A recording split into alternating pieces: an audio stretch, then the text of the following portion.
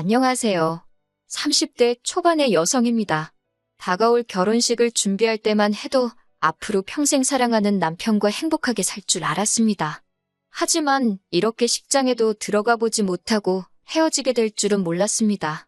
막무가내였던 남자친구의 누나도 무력한 남자친구의 부모님도 문제였지만 결국엔 중간에서 역할을 제대로 못한 남자친구 때문에 파혼에 이르게 되었습니다. 남자친구와 저는 대학교에서 알게 되었어요. 대학교를 졸업하고 회사에 들어간 이후로도 한동안 친구 사이로 지내다가 사귀기 시작한 사이입니다. 당시 남자친구의 회사와 제가 다니던 회사가 멀지 않았기 때문에 종종 만나서 밥도 같이 먹고 술도 한 잔씩 하다가 진지한 관계로 발전했어요. 2년 정도의 연애를 하다가 남자친구의 프로포즈로 결혼을 약속하게 되었습니다. 본격적으로 결혼 이야기가 나오면서 남자친구의 집에도 인사를 가게 되었어요. 사실 그전부터 남자친구는 계속해서 자기 식구들이 절 만나고 싶어 한다며 가족 행사며 모임에 데려가려고 했지만 매번 제가 거절을 했었어요. 괜히 양쪽 가족끼리 얼굴 트고 전까지 들었다가 헤어지게 되면 좋을 게 없으니 신중하고 싶었거든요. 남자친구는 이해한다고 하면서도 내심 서운해하는 눈치였지만요. 그러다 비로소 남자친구의 본가에 인사를 가게 되니 무척 떨렸습니다. 얼마나 긴장이 되던지 남자친구 어머니께서 좋아하신다는 케이크와 꽃바구니를 준비하여 집으로 향하는 내내 입안에 침이 다 마르더라고요. 남자친구는 그런 저를 보고는 두 분 다 정말 좋은 분들이라며 걱정하지 말라고 했습니다.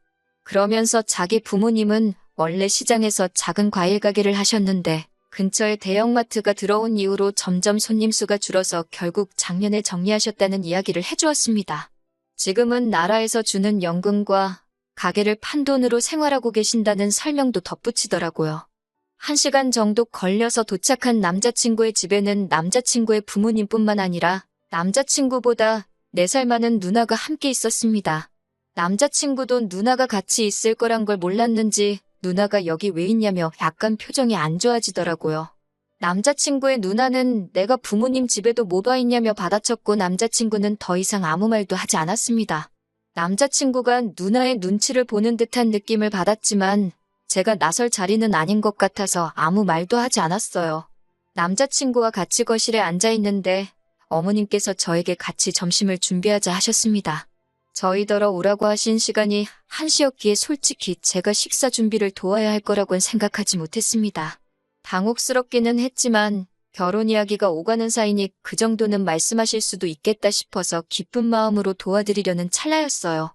그런데 남자친구의 누나가 부엌으로 오더니 요즘 사람들은 1시에 오란다고 진짜 1시에 오나 보다며 한 30분 정도는 일찍 오는 센스가 없다고 타박을 하더라고요. 당황스러워서 제가 하던 일을 멈추고 고개를 들어 신우를 바라보니 저를 힐끗 쳐다보고는 방으로 쏙 들어가 버렸습니다. 솔직히 그때 속으로 나이도 먹을 만큼 먹어서 왜 저렇게 유치하게구나 싶었지만 별말은 안 했어요. 사람마다 성격이 다른 거고 저도 남자친구 집에 인사드리러 처음 간 날인 만큼 아무런 문제도 일으키고 싶지 않았으니까요. 그래도 남자친구의 어머니께서 저희가 온다고 불고기도 재워두시고 잡채도 해놓으셨더라고요.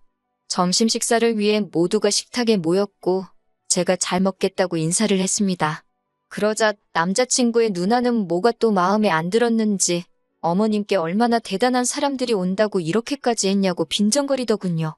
그런 모습을 보고 있자니 저는 솔직히 남자친구의 누나보다 가만히 참고 있는 다른 가족들이 더 이해가 안 되었습니다. 누구 한 사람이라도 나서서 적당히 하라고 해야 하지 않나 싶었거든요.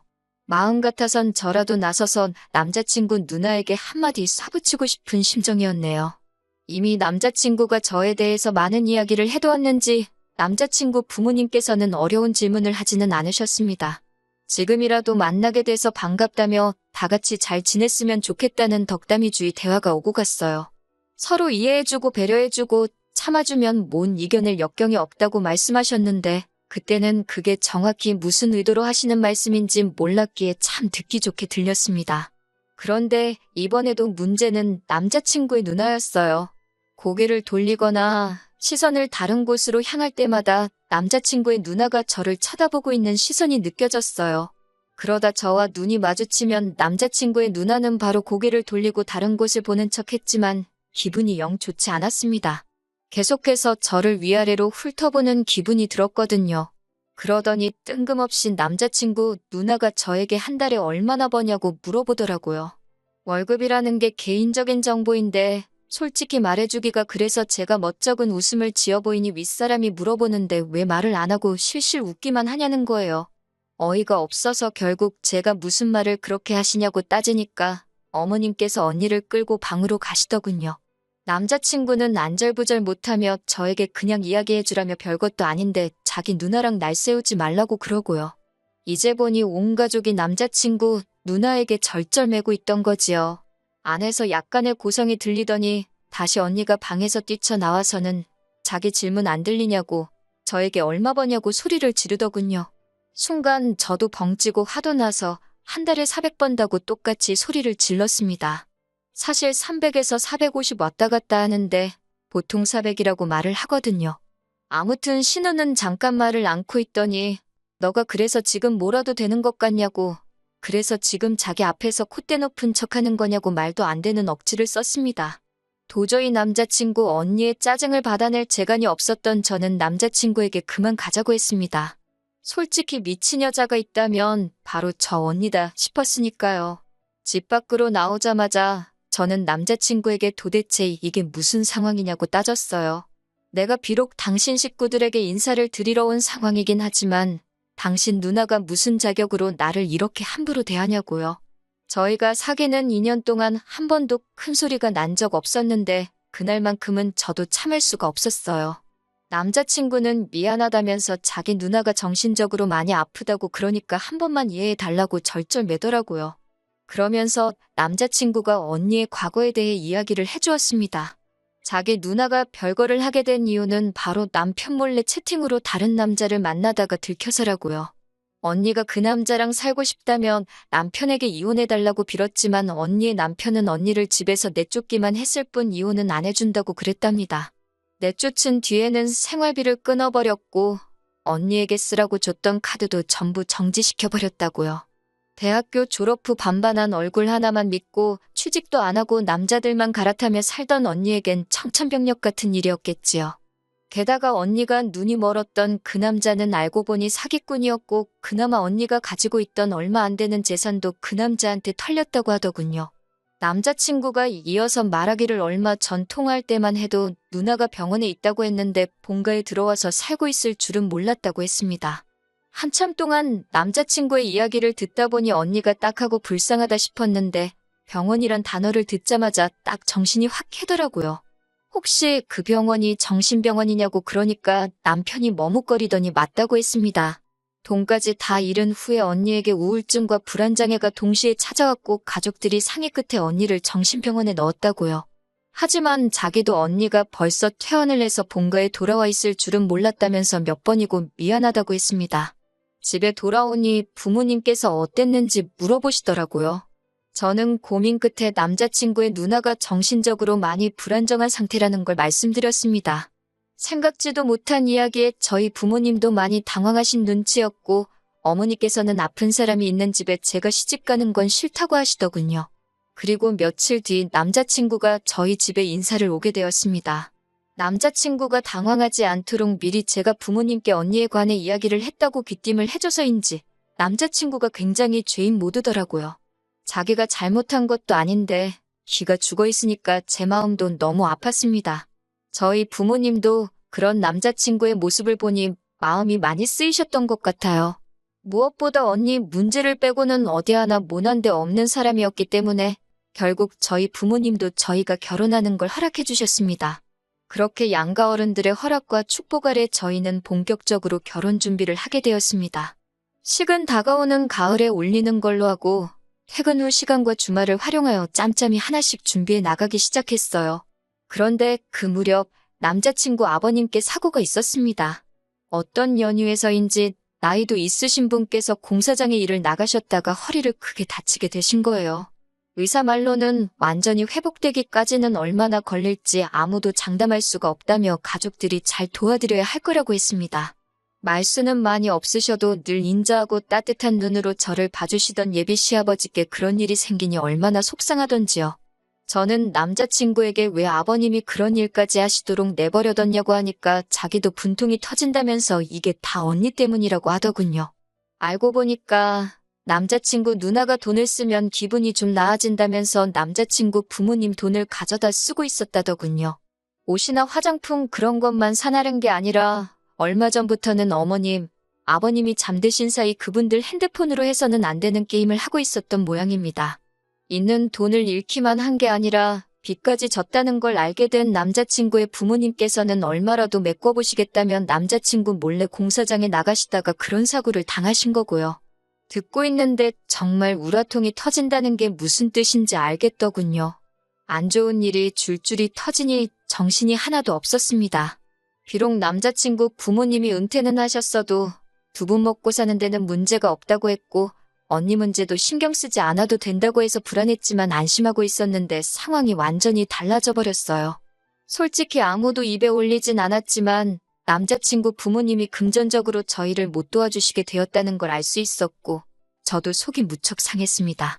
그래도 이 부분은 저도 능력이 있고 남자친구도 능력이 있으니 앞으로 우리 둘의 힘으로 이겨낼 수 있는 일이라고 생각했어요. 하지만 진짜 더 큰 문제는 바로 남자친구의 누나였습니다.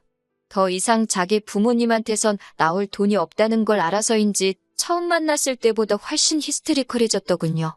처음에는 남자친구에게 연락해서는 말도 안 되는 거짓말을 하며 5만 원, 10만 원 빌려달라더니 한 달쯤 지나니까 무슨 돈 맡겨놓은 사람 마냥 돈 좀 보내라고 사람을 질리게 하더라고요. 게다가 남자친구는 그런 언니를 번번이 거절하지 못하고 저에게 갖은 핑계를 대며 결국 돈을 보내주더라고요. 이때 이 결혼은 안 하는 게 맞는 거 아닐까 그런 생각이 들기 시작했습니다. 그러던 와중 하루는 언니가 저와 남자친구를 앉혀놓고 충격 발언을 했습니다. 저희랑 같이 살고 싶다는 거였어요. 언제까지 자기만 나이 든 부모님을 모시고 살아야 하냐면서 앞으로는 저희랑 살거나 아니면 저더러 남자친구 부모님을 모시고 신혼집에서 살라더군요. 어이가 없는 이야기에 제가 모시고 산다 치면 우리가 어머님 아버님 댁으로 들어가면 되지 왜 신혼집에서 모시냐고 따졌습니다. 그러자 언니는 이제껏 늙은 부모 모신 나더러 맨몸으로 나가라는 거냐며 저더러 도둑이 따로 없다는 거예요. 그제서야 언니가 제정신이 아니라는 건 알고 있었지만 미쳐도 단단히 미쳤다는 걸 알겠더군요. 제가 남자친구를 쳐다보며 무슨 말이라도 하라니까 한다는 소리가 일단 생각 좀 해보자더군요. 이윽고 언니가 결정하면 연락하라며 우리 셋이 살면 재밌겠다고 기대된다며 자리를 뜨는데 소름이 끼쳤습니다.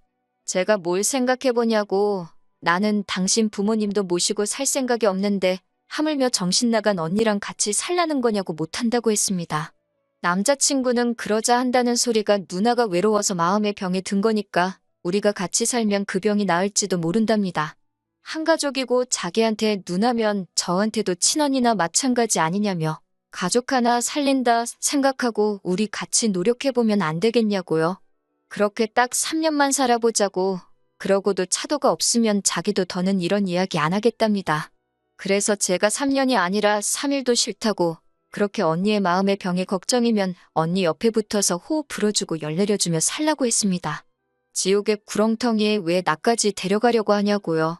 남자친구가 누나가 너를 때리기를 했냐, 뭐 어떻게 했다고 그렇게 누나 이야기만 나오면 질색팔색을 하냐면서 저더러 아픈 가족을 옆에서 지켜보는 게 얼마나 괴로운지 아냐고 소리를 치더군요. 그런 남자친구의 모습을 보고 있자니 답이 없다는 생각뿐이었습니다. 결국 저는 남자친구에게 결혼 이야기는 없던 걸로 하자고 했어요. 빚이 있는 시댁도 아픈 시아버지도 어쩔 수 없다면 받아들여야지 생각했지만 지금 보니 하마터면 똥물로 샤워할 뻔했다고 가족의 품으로 돌아가서 서로 오순도순 살라고 퍼부어버렸네요.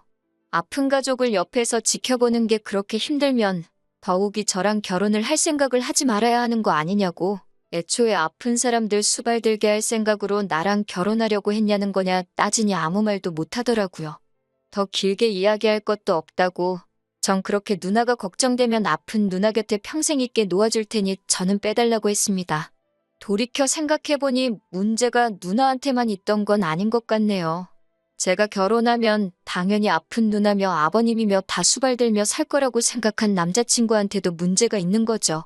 한때 남자친구와 행복한 미래를 꿈꿨지만 저런 며느리 자리라면 제 쪽에서 거절입니다.